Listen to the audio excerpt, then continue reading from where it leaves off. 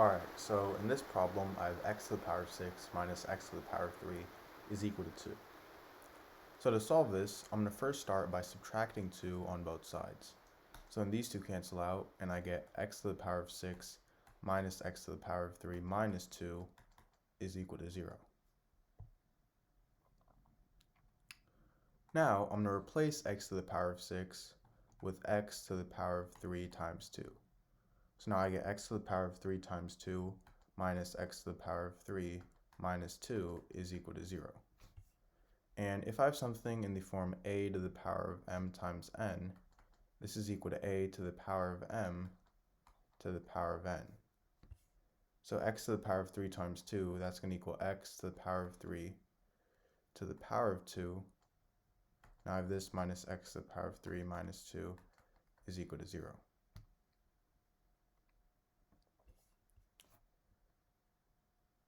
Now,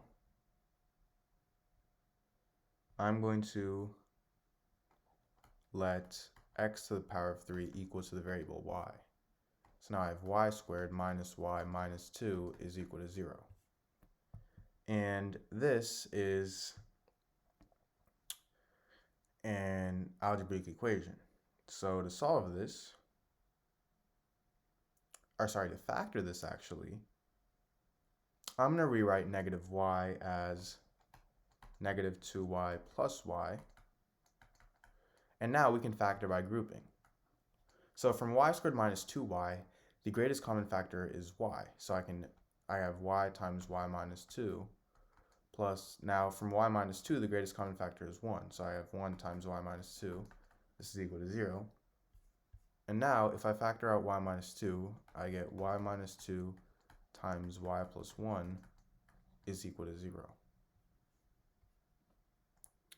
Now from here, this gives me two equations. I have y minus 2 is equal to 0, and I have y plus 1 equals 0. So for y minus 2 equals 0, I get y equals 2. And from y plus 1 equals 0, I get y equals negative 1.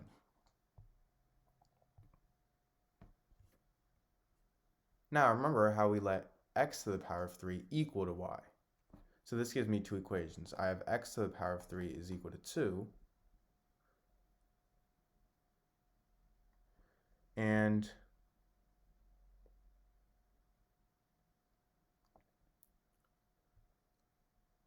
x to the power of 3 is equal to negative 1. So for x to the power of 3 is equal to 2, I can simply take the cube root on both sides, so I get the cube root of x to the power of 3 is equal to the cube root of 2, and the cube root of x to the power of 3 is x. The cube root, and then so I get x is equal to the cube root of 2. Now for x to the power of 3 is equal to negative 1, I simply get x is equal to negative 1. So these are my two solutions.